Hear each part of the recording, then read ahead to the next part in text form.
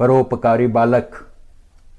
एक समय समुद्र में भयंकर तूफान आने के कारण किनारे से थोड़ी दूर पर एक जहाज डूबने वाला था।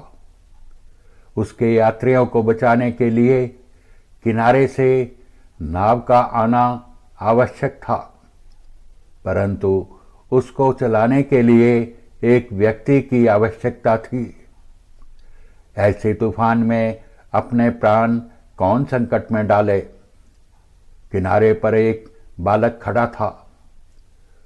उसे यह सब देखकर दया आ गई, इसलिए उसने अपनी मां से नाव को समुद्र में ले जाने की अनुमति मांगी। बालक की बात सुनकर उसकी मां के मन में मोह आ गया, क्योंकि इस बालक के पिता 6 महीने पूर्व समुद्र यात्रा पर गए थे और अभी तक लौटकर नहीं आए थे। लोगों ने समझा कि वह मर गए होंगे। इस बालक के अतिरिक्त स्त्री का कोई सहारा नहीं था।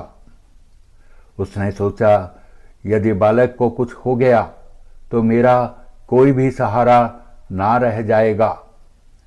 यह विचार करते करते उस स्त्री की दृष्टि जहाज की ओर गई और उसने देखा कि यात्री बड़ी आतुरता के साथ नाव की प्रतीक्षा कर रहे हैं तथा जहाज पानी से भरा जा रहा है।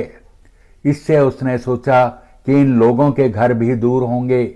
यदि इनका जहाज डूब गया तो न जाने कितने कितने भाई बहन संबंधी आदि को कष्ट पहुंचेगा, और मैं यदि अकेली रह गई तो किसी भी प्रकार अपना गुजारा कर लूंगी। इसलिए उसने बालक से कहा, मेरे बेटे जा, परमात्मा तुझे जीता जागता रखे।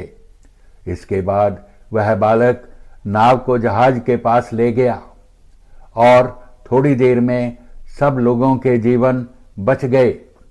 सौभाग्य से उस जहाज में उसके पिता भी थे और वह बालक अपने पिता के साथ घर आकर मां से बोला, देखो मां, तूने नाव ले जाने की आज्ञा दी थी तो मेरे पिताजी भी बच गए। वह स्त्री अपने स्वामी को पाकर बहुत प्रसन्न हुई।